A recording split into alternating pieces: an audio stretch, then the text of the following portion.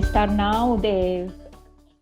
For Colombian Statistical Society, it's really a pleasure to introduce Dr. Paulo Canas. Para la Sociedad Colombiana de Estadística y realmente para todas las instituciones organizadoras del evento, es un gusto presentar al doctor Paulo Canas Rodríguez. El doctor Paulo Canas es PhD en Estadística de la Universidad Nova de Lisboa, Portugal, profesor de Estadística del Departamento de Estadística de la Universidad Federal de Bahía en Brasil. Es presidente electo de la International Society for Business and Industrial Statistics, ISPIS, presidente del Grupo de Interés Especial en Ciencia de Datos del Instituto Internacional de Estadística, del ISI, presidente de la región brasilera de la International Biometric Society, miembro del Consejo de Representantes de la International Biometric Society. También es miembro de la Junta Directiva de la Asociación Brasilera de Estadística y es creador del Statistical Learning Laboratory, SALI, en su universidad. También es coeditor de Computational Statistics, Brazilian Journal of Biometrics, Biometrical Letters. Y bueno, realmente su juventud tiene 50 artículos de investigación, más de 50 artículos de investigación, con más de 70 coautores en 17 países, publicados en prestigiosas revistas de estadística. Really is a pleasure that you accept our invitation. The conference is Statistical Learning, Transforming Data into Information. Thank you very much, Dr. Paulo, to accept our invitation. Thank you, Mercedes. Thank you. It is a great pleasure for me to speak in your seminar, in your workshop. And I'd like to thank you and to thank the Colombian Statistical Association for the invitation. It is a great pleasure indeed. It is just a pity that I cannot be in Colombia in person, but that's the best that we can have at the moment. In another opportunity. Yes, I hope so.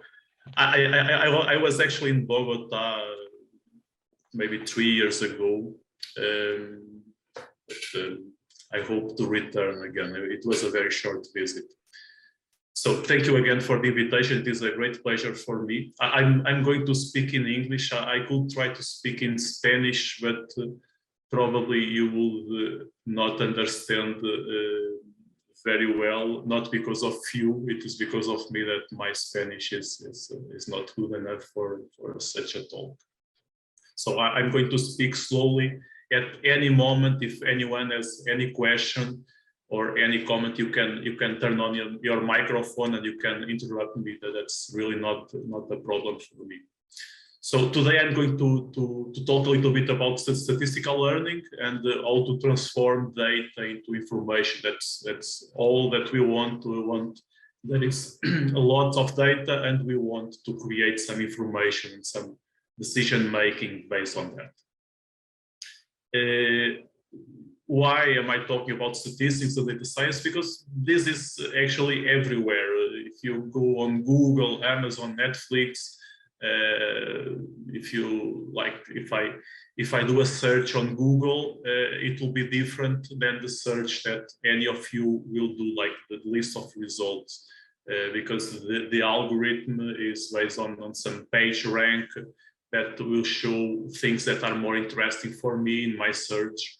And the same for Netflix, they will suggest series and movies that are more similar of those that I watched before.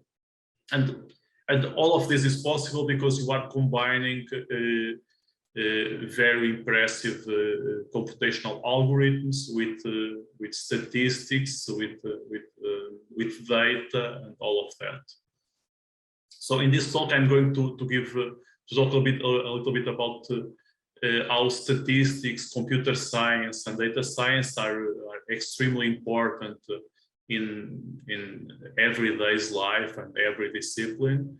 And I will also give an overview about some big data applications. I will talk a little bit about machine learning and a little bit about Internet of Things and artificial intelligence. So I have this slide here because last year, in like a little bit more than 1 year ago, it was the World Statistics Day in 2020. And the slogan that they had was connecting the world with data that we can trust. And Antonio Guterres is the Secretary General of the United Nations, is Portuguese. I'm very proud of that. He says that statistics are fundamental for evidence-based policy making. And he says current, reliably, timely, and trusted data help us to understand the changing world that we live and to drive the transformations that are needed, leaving no one behind. So he's talking about the usefulness of statistics in terms of policy making and in fact, before policy making, you need to take the data and transform that in information, and that information will be used for policy making. And then John Byler was the president of the International Statistical Institute at that time. Now he is past president. He, in a column that he wrote, he suggests to have that slogan that was connecting the world with data that we can trust. He suggests that maybe it will be connecting the world with data and analysis that we can trust. Because many times I feel that myself, I guess that is the same for all of you, when I see something on TV and on the social media and on any kind of media, you see that many times the interpretation of the data depends on the point of view of the person. So if I like chocolate, I will make an interpretation in a better way for a given data. But if someone doesn't like it, can take the same data and make a different interpretation. And that is valid in all fields, from science to politics to environment to everything. So what happens is that is not the data many times is not the problem. The problem is what people do with the data, so that they are not being objective. They are doing an analysis or interpretation that is biased, that tries to influence people in some direction. So this is something that we statisticians and data scientists should pay attention. So we should help and contribute to with the opinion to correct these things that are bad interpretations, that are biased interpretations. So this is why we put here not just data but also analysis. So the analysis should be fair and should not have a specific objective to defend some ideas. So statistics in 2012, it was already 11 years ago, more than that. Marie Davidien and Thomas Lewis, they wrote an editorial for the Science magazine, and they define statistics. And I'm leaving this slide here because I like this definition of statistics. They say, statistics is the science of learning from data and of measuring, controlling, and communicating uncertainty. So learning from data, measuring, controlling, and communicating uncertainty. And the Terabyte provides the navigation essentials for controlling the course of scientific and social advances. So this is a very important definition. And if you look at some definitions of data science, they have a very large overlap with this definition. Talking about data science, I don't know, maybe some of you saw this article. It is from 2017. It was on Journal of Computational and Graphical Statistics. and it was written by David Donohue from Stanford. Its name is 50 Years of Data Science. So essentially is talking about because data science now is something very common and very important. It's a big word, a big term. And what he's saying is that is coming back to John Tukey and to the data science that he was talking, because John Tukey 50 years ago, he was writing The Future of Data Analysis, which is something that can be called data science. So it is a very nice article that if you have the chance to read it, it gives a very general and interesting overview on this topic, on the relation between statistics and data science. There are some people that are extreme in their points of view. In my view, I think data science is a kind of combination between statistics and computer science. Of course, so with some math, some specific area of knowledge, etc. But the main core of data science is statistics and computer science. But there are people that say things differently. For instance, Vincent Grydville, I have here the link for where I took this. He works with the Data Science Central blog. He wrote that data science without statistics is possible, even desirable. And he says that I'm attempting to say that modern data science barely uses statistical science. Is essentially saying, okay, the old statistical methods are not used anymore. What we are doing is something very different. This is, in my opinion, a very extreme position. There is also another extreme position from the other side, that is by Carl Broman.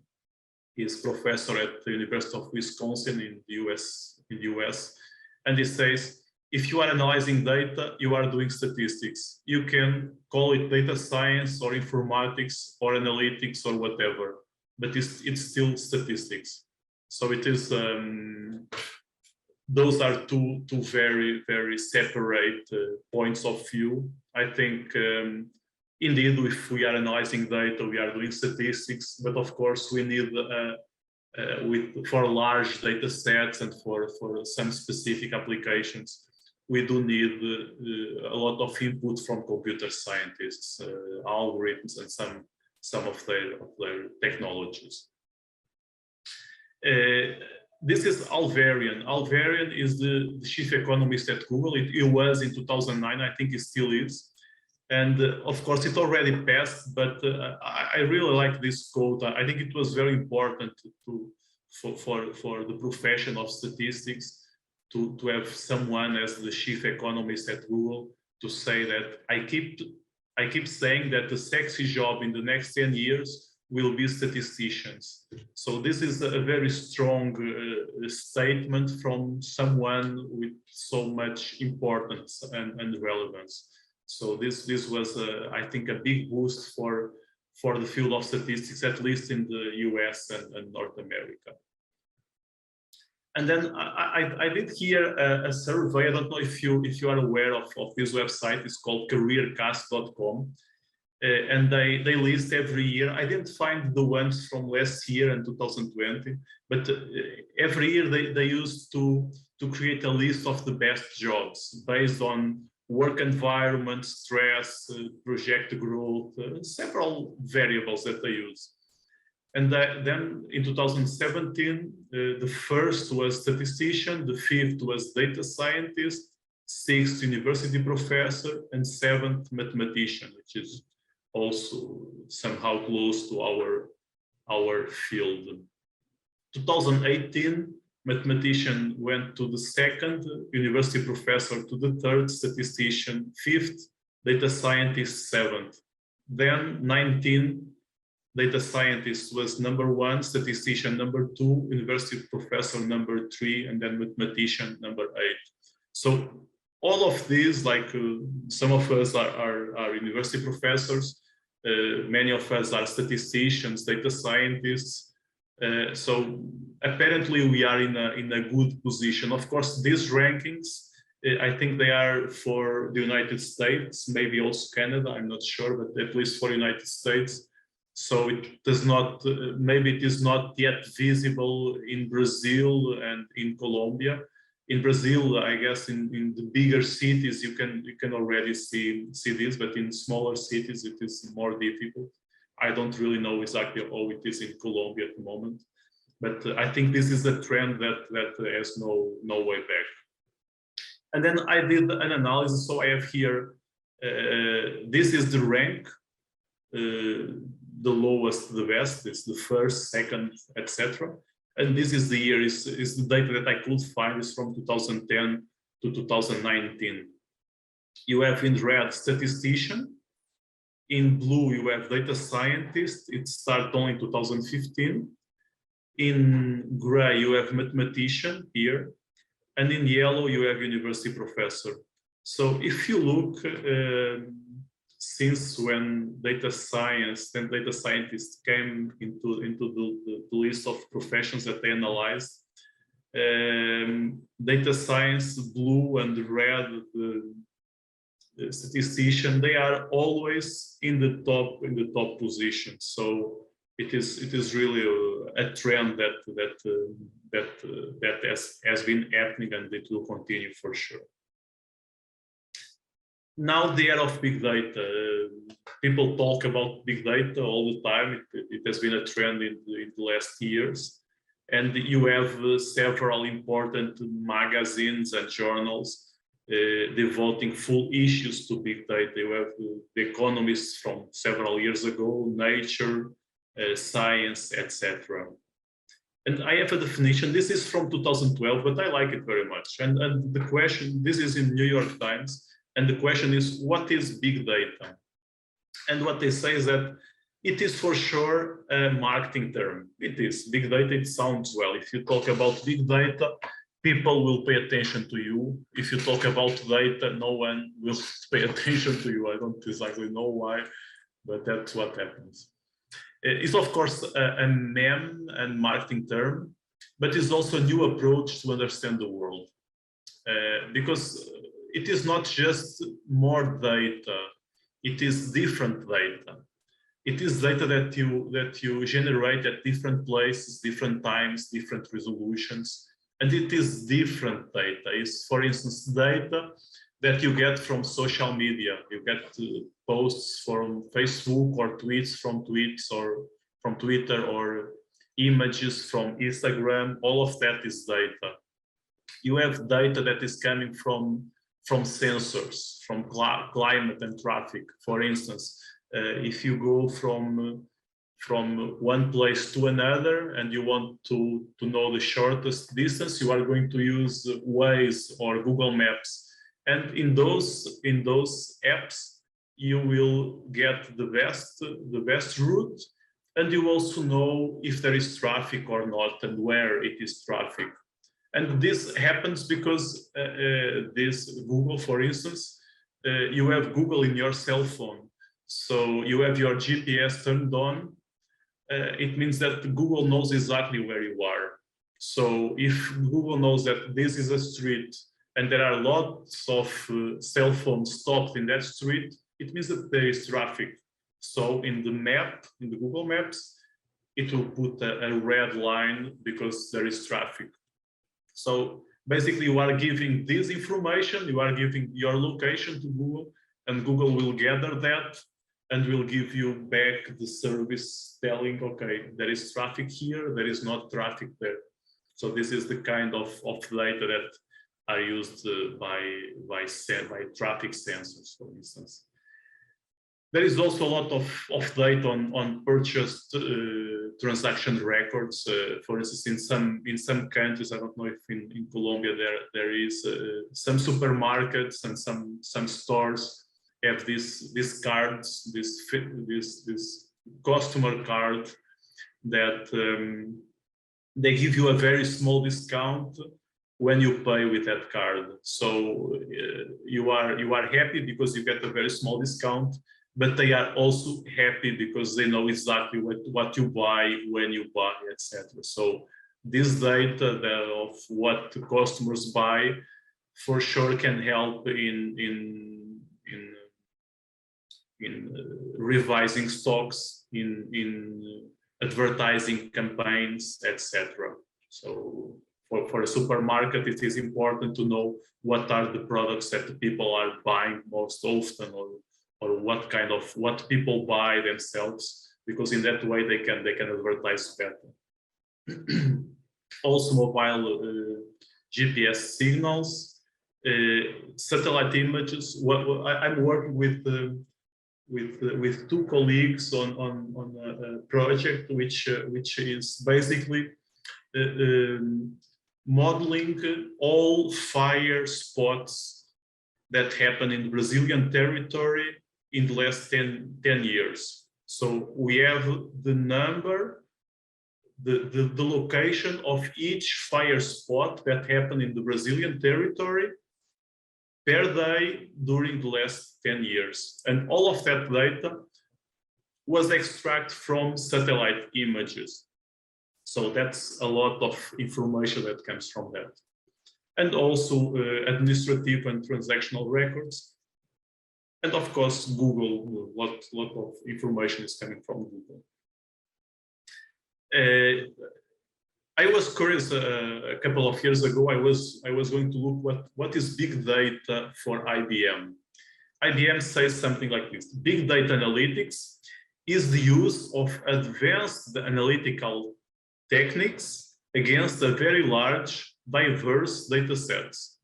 Also, so we are using advanced techniques, and you are applying them in data sets which are very large and diverse, and that come from different sources in different sizes, from terabytes to zettabytes. So this is what big data analytics is for IBM. And big data is a term that is applied to data sets whose size or type is beyond the ability of traditional relational database to capture and manage. So essentially, big data is a term that is associated with the ability of traditional databases to manage and to process, and of course also to computers. And it comes from sensors, from video, audio networks, log files, etc. So the big data has three main V's. So this is the three directions. So you have here velocity, you have here variety, and you have here volume. Volume, it is the size of the data. So you have kbytes, megabyte, terabyte, zettabyte, etc. So it is basically the amount. How much does it occupy in your hard disk? That's volume.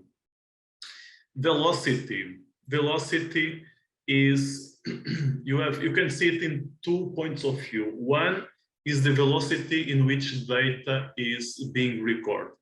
You have sensors that are measuring every second, every millisecond. They are measuring something.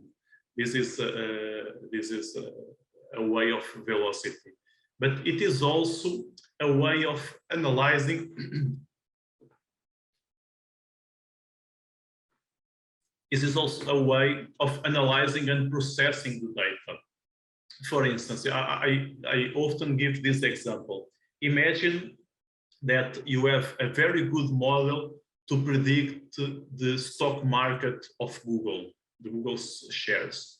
You have a perfect model. It predicts perfectly, and it predicts perfectly what happens in 1 hour. You have a model and it predicts what is the exact price in 1 hour.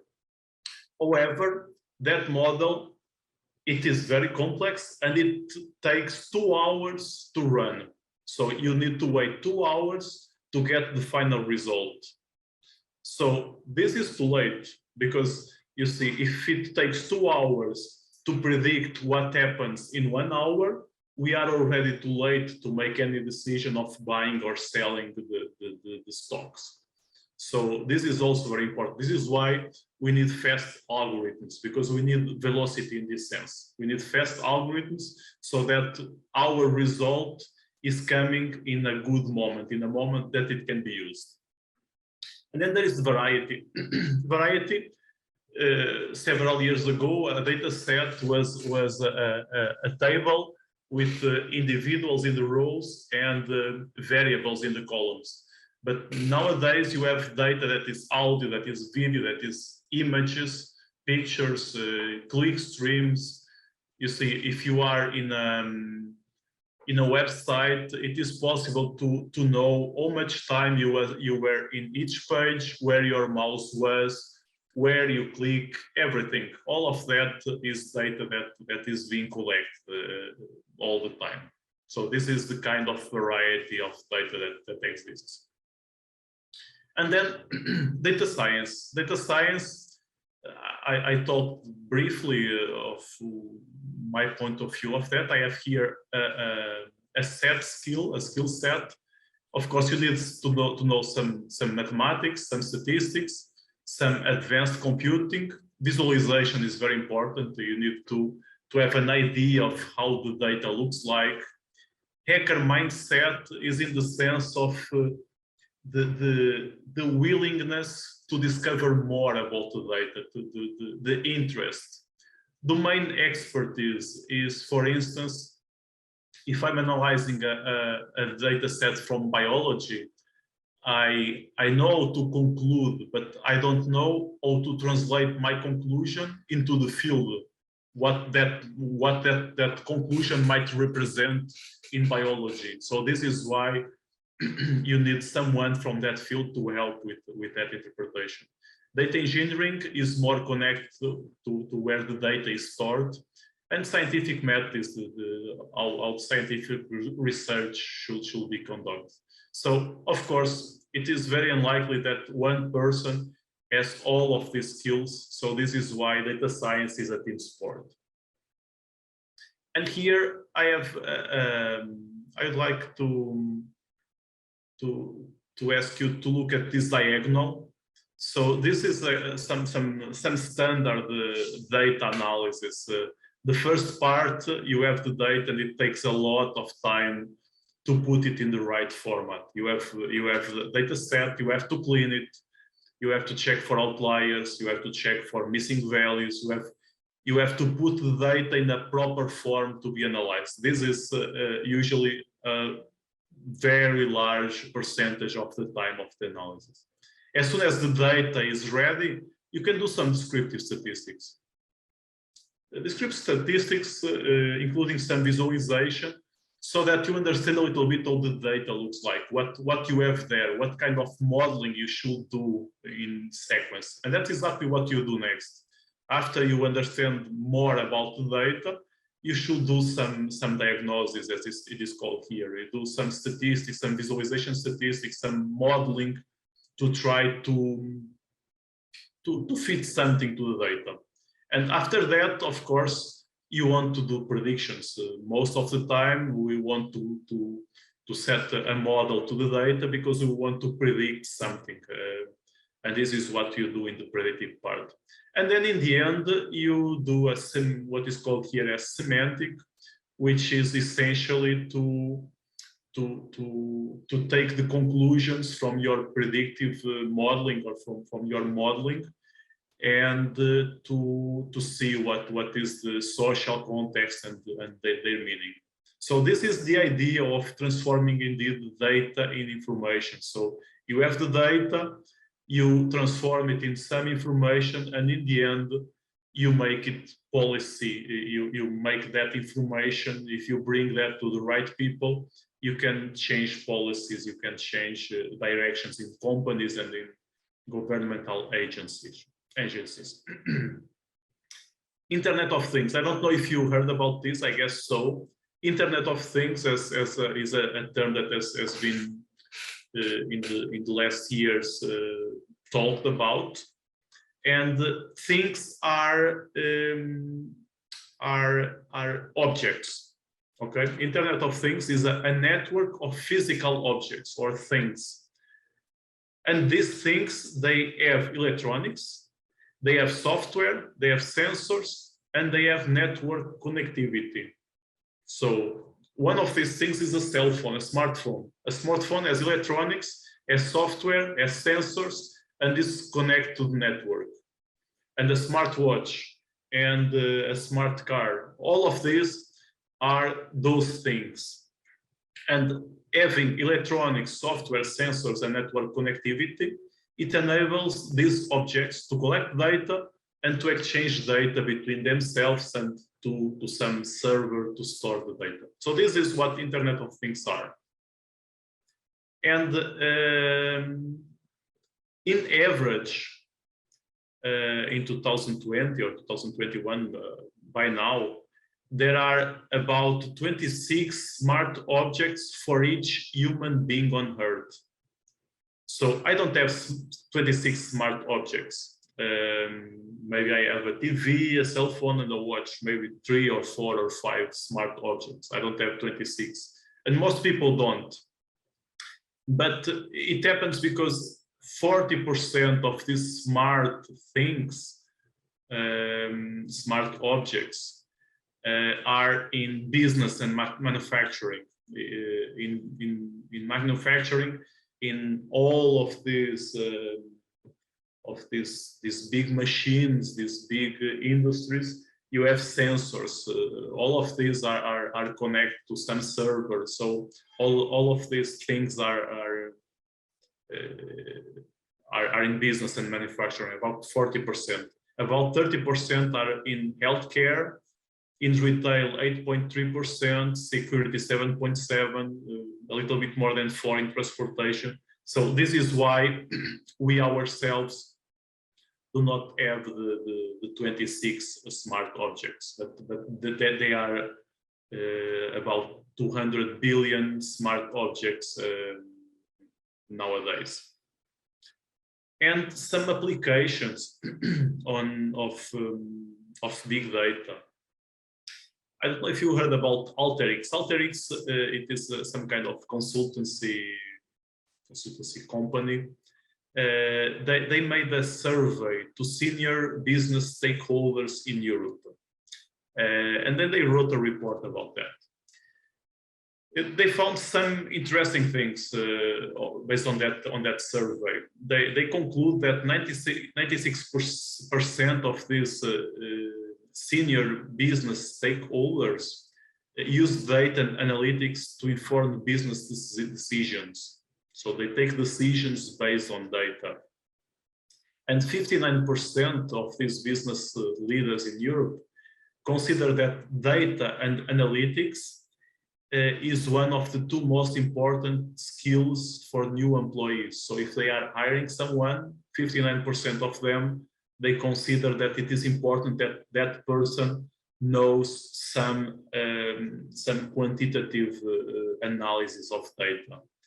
And this is a very strong statement. They say that data and analytical skills are now considered more important than industry experience or a second language. So what they say is that the ability of analyzing data is now considered to be more important than previous experience in industry or a second language. And be aware that in Europe, it's not like Latin America. In Latin America, people speak Portuguese or Spanish. So if you go to most countries in Latin America, with your language, with Spanish or with Portuguese, you can communicate. That's not the same in Europe. In Europe, you have very small countries, and the languages are very different from one to another. So a second language is very important in Europe. And what they are saying here is that data and analytical skills is now considered more important than a second language. This is quite a strong statement. And then there are a lot of applications. I have here some numbers. I'm not going into details here. I just would like to mention something about YouTube. In YouTube, this is already, I think, 2 or 3 years old. I think now it should be even more. It says that every minute, 500 hours of video are uploaded to YouTube. Every minute, 500 hours. This corresponds to 30,000 days of video upload every day. So every day people upload more than 80 years of video. So if I decide to watch all video that people upload to YouTube in the next 24 hours, it will take me more than 80 years. So that's quite impressive. And all of this is data that people analyze, the video and the images from Instagram, posts and likes from Facebook, tweets, etc. Here, there is a very interesting example. This is a very practical example. I don't know if some of you have been to London. If you go to London in the UK, you usually buy an Oyster prepaid card. It's a prepaid card that you can use to travel. So you put some money on it, and then you can use the metro, you can use the bus, you can use all the public transportation that they have available there. And there they have a company called Transport for London.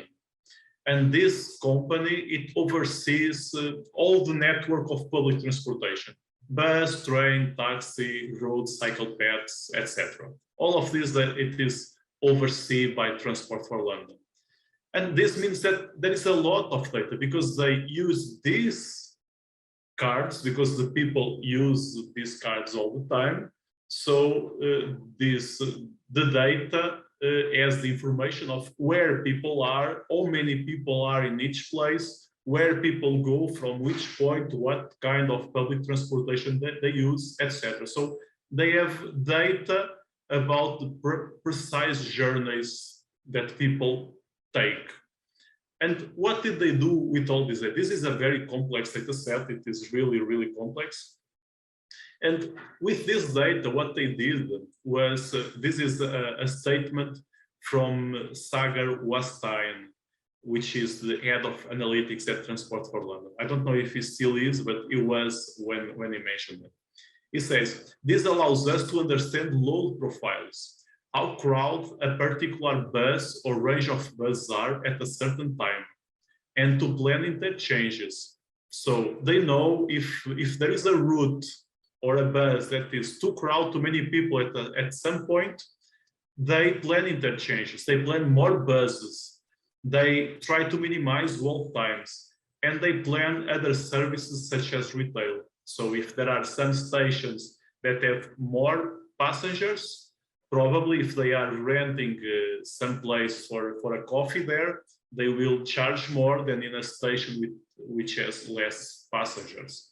So all of this, they could make sense of the data. They could transform this data in some information and some decision making that helps people, that they have to wait less time, for instance, for the bus, or they have more coffee shops, or they use this data to facilitate the life of people, and of course to have profit, because the retail, they can take profit out of that.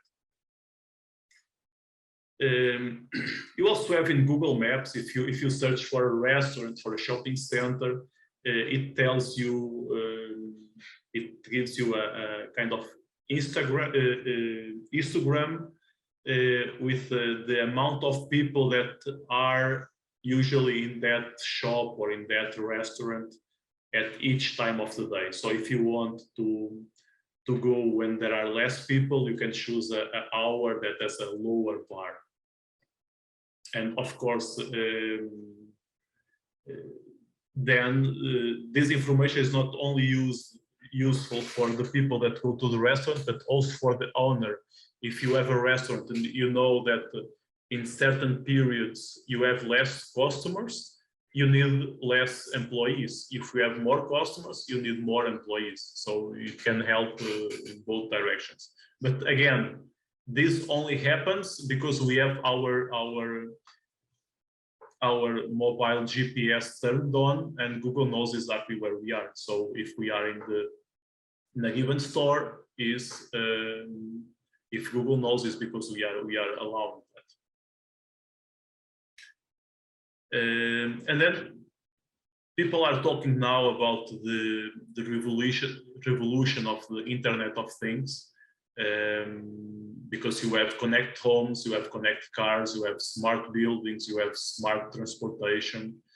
You can imagine smart mirrors that you go to buy some clothes, and you go in front of a mirror and you select what clothes you want, and then the mirror will put them as if you were wearing them. So it is easier to buy things in that way than to dress and undress, or to have agricultural equipment with GPS that can plant, fertilize, and harvest crops. All of these are simply things that already exist. And then we have been talking about machine learning and artificial intelligence. Now it is more common, but long ago the term artificial intelligence was associated with Terminator or with The Matrix, the movies from Hollywood. But now we have been hearing a lot about machine learning, deep learning, artificial intelligence. But what are all of this? Artificial intelligence actually was coined in 1956. It was more than 50 years ago by John MacArthur. It was a long time ago. And he says something like this: artificial intelligence involves machines that can perform tasks that are characteristic of human intelligence. So artificial intelligence is when a machine, where a computer or an algorithm can perform a task that is a characteristic of human intelligence. For instance, an algorithm to identify if a picture is a cat or a dog. How do we do that? You train an algorithm with a lot of images of cats and dogs, saying, okay, this is a cat, this is a dog, this is a cat, this is a cat, this is a dog. You do that, you give them a lot of samples for the algorithm to train, and in the end, you give a new picture and you ask, is this a cat or is this a dog? And the algorithm, there are algorithms very good that connect with neural networks that can do that very well. So this is narrow artificial intelligence. So it's when the algorithm is very good to do a specific task, just a specific task. In this case, to identify if a picture is a cat or a dog. So machine learning is a simple way of achieving artificial intelligence.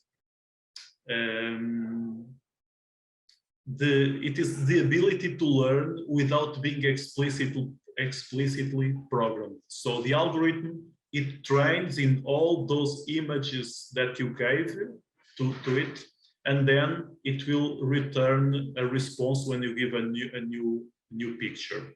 So it was not explicitly programmed for the new picture, but it can learn what is that new picture based on what the train was, based on the pictures that you gave before. Machine learning is a way of training an algorithm so that it can learn how to do things. Deep learning is one of the many approaches to machine learning. Deep learning is a set of algorithms that are associated with neural networks that are based on how the brain works. So you have an input layer in which you give data to the model. Then you have some hidden layers where there are some operations that are being conducted. And then you have an output layer in which it will give the result of the model. So this is basically how deep learning works in terms of, for example, some neural networks. And there are other approaches like decision trees, clustering, reinforcement learning, Bayesian networks, etc. Hey, this is what I just said. Artificial neural networks are algorithms that try to mimic the biological structure of the brain. And since there are several layers of neurons, this is why we call it deep learning. Deep because there are several layers of neurons. Why am I talking about Internet of Things and artificial intelligence? Because there is a lot of relation between them. So artificial intelligence is when the algorithm takes information and transforms that in some result, in some decision. Internet of Things is the kind of devices that are collecting data. So it is similar to the relationship between the human brain and body. For instance, in our body, we have sensors. Our sensors, like Internet of Things has sensors. Our sensors are our hands, our tact, our eyes that can see, our ears that can listen. So these are sensors. And the artificial intelligence is where we take the data from the sensors and transform that in some kind of decision. That's our brain. Our brain is what is doing, what is associated with artificial intelligence. So for instance, imagine that I take my finger and I put it in electricity. My finger has a sensor and I feel something. I collect the data that I took electricity in my finger. So that data is passed to my brain. My brain processes that data, that information, and concludes that this is not a pleasant experience. So I put my finger in the electricity and my brain concludes that this is not pleasant. So I should remove my finger. And that information goes back to my finger and I remove it. So this is the idea. So our body collects data and our brain processes the data and takes decisions based on that. It's the same as artificial intelligence and Internet of Things. Internet of Things collects the data, artificial intelligence processes the data and takes and helps some decision making. What happens is that the Internet of Things makes better artificial intelligence because there is lots of data to train these algorithms, and artificial intelligence makes Internet of Things useful because after doing the analysis, you can make recommendations to improve the kind of sensors and the kind of data that should be collected. So this is why one is influencing the other and make the other better and more useful. But why are these terms that are quite old, why are they being so much in focus in the last years? It's because nowadays the sensors are very powerful and cheap. The batteries, they can last years and without need to collect to a power source.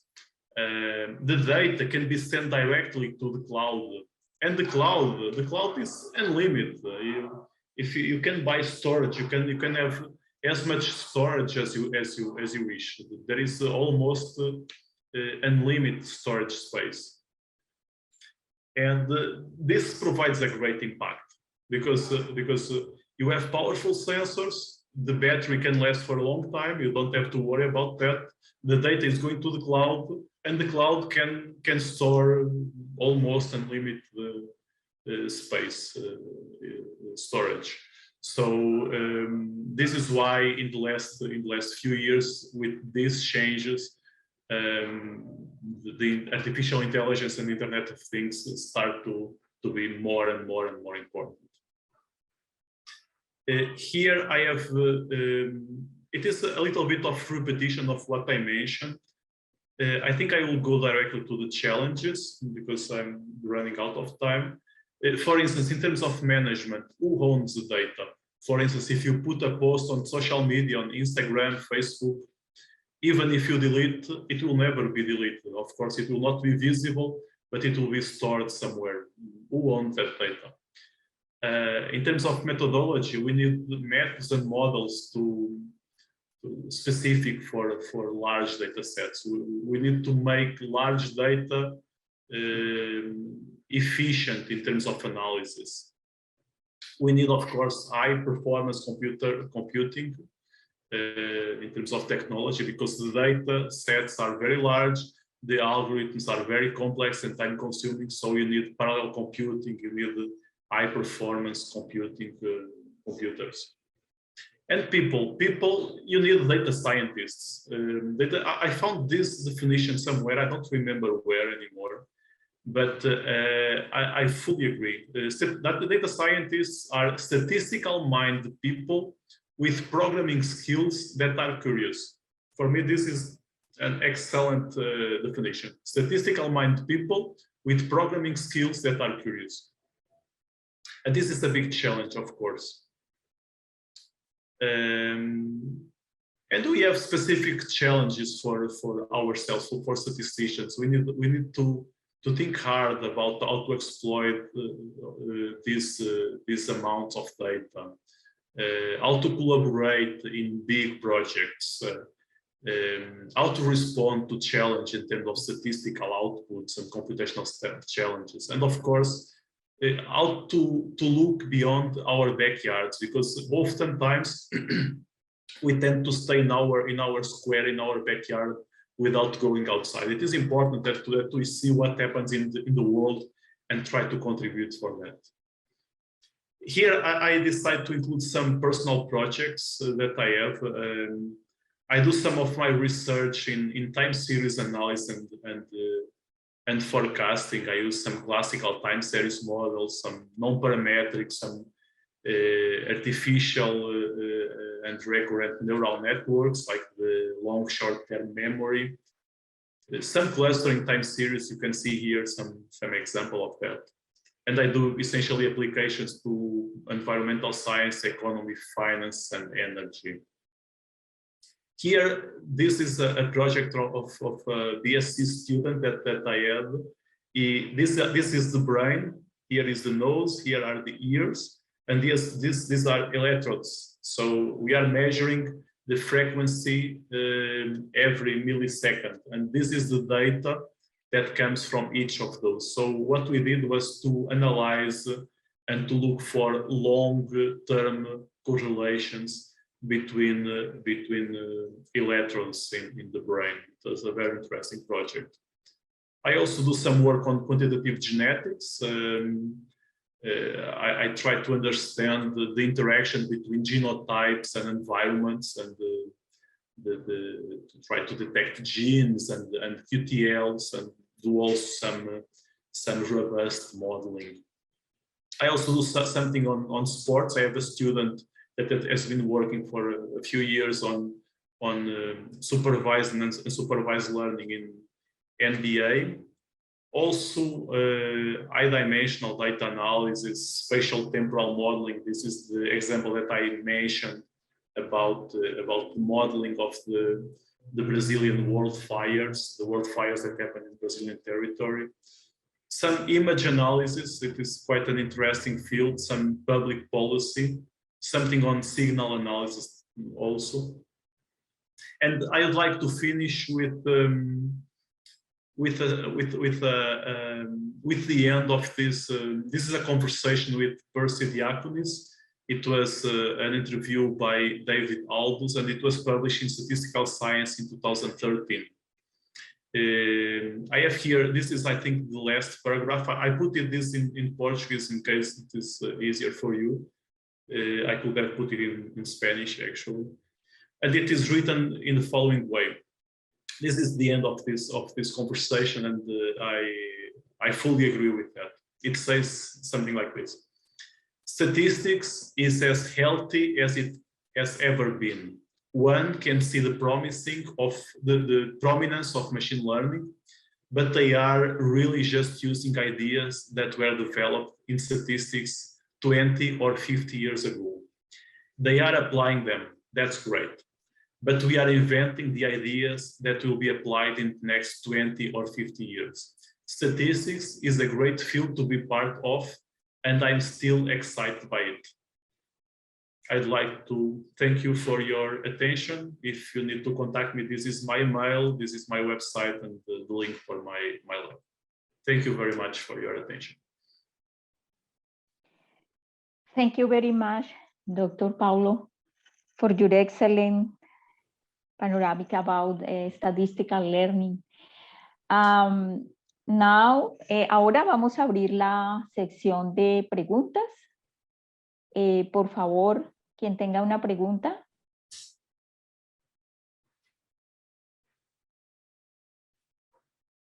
Para el doctor Paulo. It was very clear, or not clear at all. But if you have any question, or you want to contact or discuss something, you can write me to my email. Maybe it is, if some of your colleagues are students, maybe it is difficult to formulate in English. You can write me in Spanish if you wish. It's all fine. O la pueden hacer en español y, claro. Y nosotros la trasladamos. Sí, hacemos el intento. Sí, puede. Yes, I have a question, I think it's more, maybe a little controversial, I don't know. Please. I don't know how it's in Brazil, but in Colombia, I have seen sometimes that the jobs information said, we in the profile say we need industrial engineering for data science, industrial engineering, or physician or mathematicians. Maybe in the last point, they say statistician. Mm-hmm. And but the methods, statistical methods, are necessary for data science. Are absolutely necessary, I think. What about this?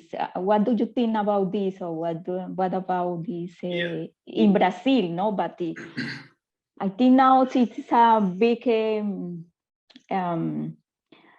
a bit more. I don't know how do you say, but I think this is the union of different disciplines, but needs the statistician. But the statisticians is the person that develop the theoretical methods and methodology and apply statistics. And I don't know, what do you think about this?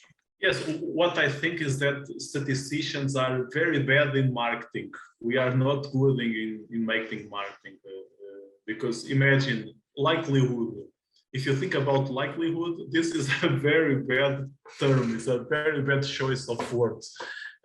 We are not very good on marketing, because you see, the most used machine learning algorithm is probably the logistic regression.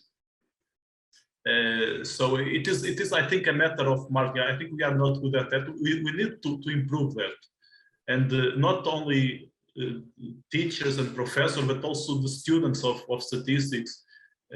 Because many times the people in the industry are not sure what they want. They need a data scientist.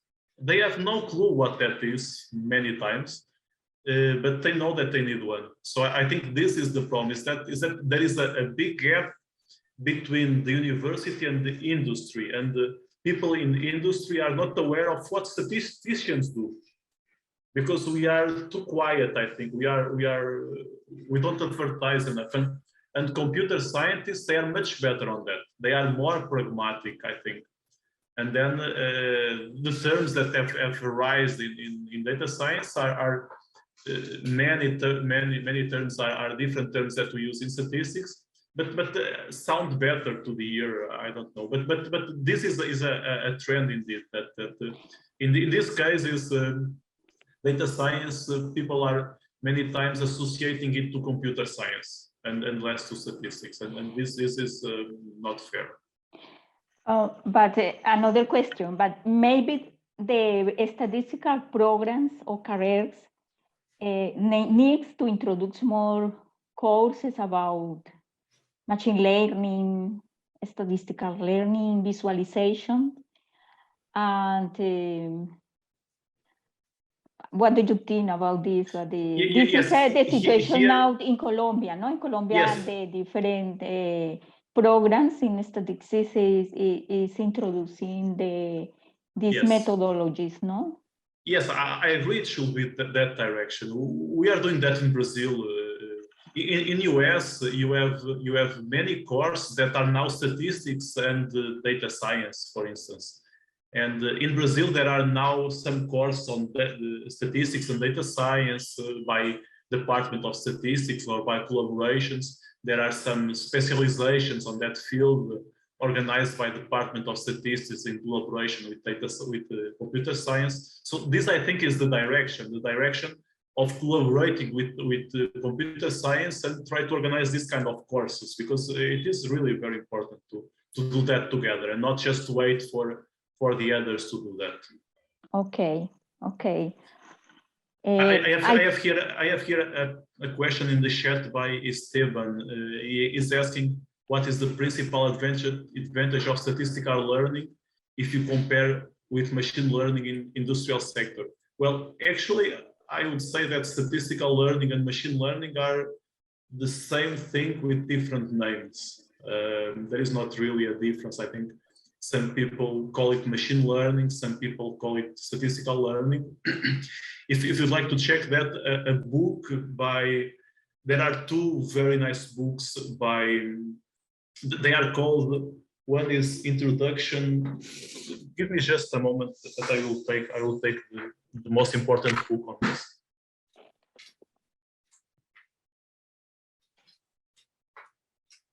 I will say that this one is the best book on statistical learning. It's called The Elements of Statistical Learnings. Is by Trevor Asti, Tip Shirani, and Friedman from Stanford. And they also have another one, which they do analysis with R. They have a lot of exercise and examples with R. So the other one, I think it is called An Introduction to Statistical Learning with Application in R or something like that. I think if you want to look at that, you can see that book. Thank you. I don't know, no sé si hay más preguntas. I think Andrés. Sí. Yeah. Professor Paulo, thank you very much for such a nice presentation. But I have a question. So, like, you know, with all these techniques about like deep learning or bagging, boosting, supported vector machine, all that kind of stuff have a kind of problem in the sense that it's very difficult to perform inference, in the sense that the machine learning community has focused on prediction, and in particular point prediction.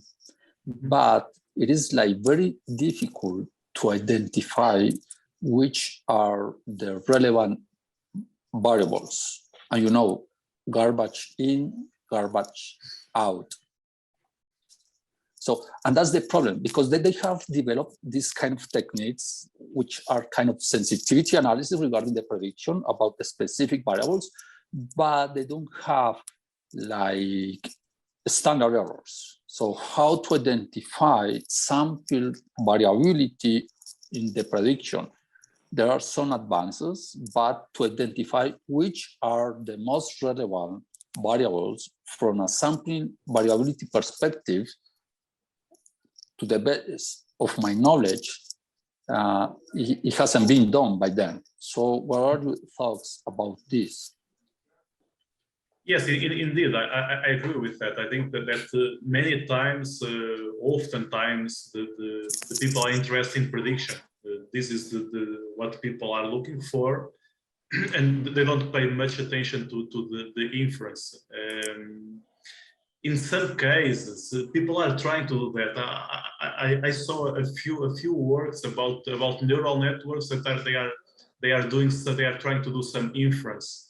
So I think that there are some tries in that direction. but indeed, in some of the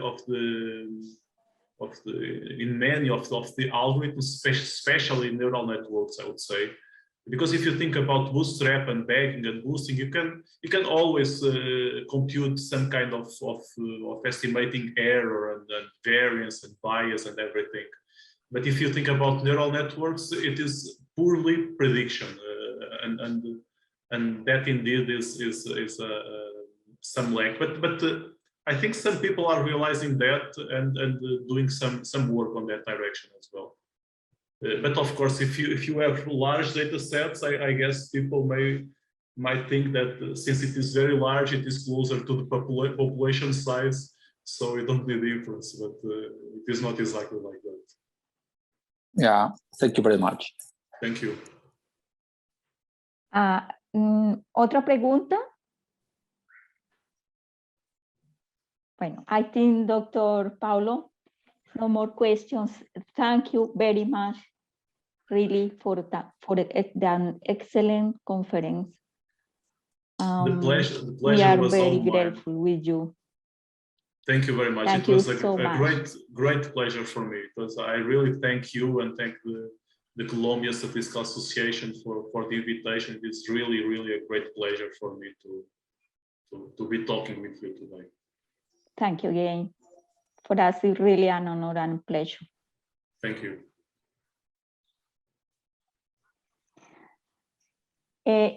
Entonces, ahora los invitamos esta tarde a las presentaciones que van a haber entre las 2 y las 5:30 de ponentes en diferentes tópicos de los métodos estadísticos.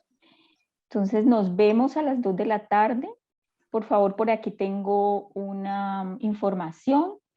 Firmar, por favor, el formulario de asistencia para poder dar los certificados de asistencia al evento.